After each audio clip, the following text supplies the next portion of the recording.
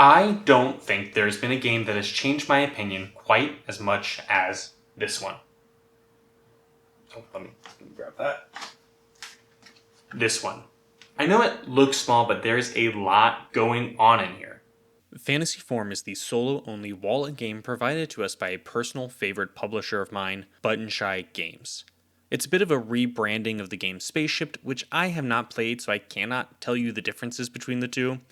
In this one, you play as an alchemist trying to sell your potions to only the strongest of javelers, so you can become an elemental form and kill another alchemist who is selling weaker potions.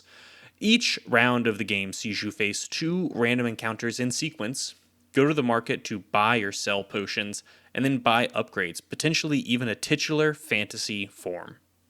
My first few times playing this game, I had fun, but I felt like this game was really luck dependent.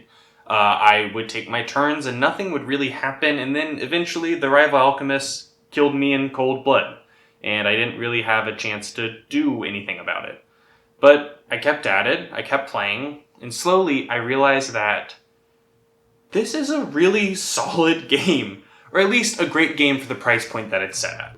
The flow of the game, of buying and selling potions to have just enough money at the right time, feels awesome. You can't know everything coming your way, but you can at least know the second encounter you will face next round, and you'll know the prices of potions for this round and the 2 after that. But you can't know what the first encounter will be each round, and you can only purchase potions if they're available on the ethereal row, which is never guaranteed.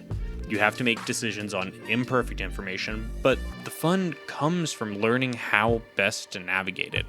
There are optimal moves, there are better plays, and if you play long enough, you will find them. By the time I felt ready to put together a review for FantasyForm, I had a great appreciation for all the small levers that this game gives you to help you win. I'm not saying it's the deepest game out there, because let's be honest, it's a card game with only 18 cards. There are games that are going to provide you a deeper, more thought-provoking experience. But for its size and price point, there aren't a lot that do it quite as good as FantasyForm. I think it's a solid game that people should be taking a look at.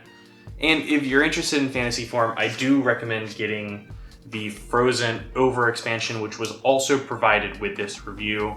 It's $4 more and 6 more cards, which doesn't seem like a lot, but it wildly improves replayability. This game is small, but I recommend you check it out if you're looking for a solo-only portable game that you can take on the go. It definitely holds its weight when it comes to depth, and I think it is worth a look. If you're looking for other games in this hyper-portable, solo-only genre, I'd recommend Gloomhaven Bugs and Buttons, which Jack did a review on earlier this year, or Mint Knight, which is another solo-only game that you can take on the go. It definitely benefits from being in a tin can, and there is a 2-player expansion if you wanted to branch out a little bit after getting more comfortable with it. That was my review, but let me know your thoughts down in the comments. What are your thoughts on Button Shy Games and the niche that they have in the hyper-portable gaming market? Thank you for watching. Thank you for being such a great community. I am Eric, the Cardboard Herald.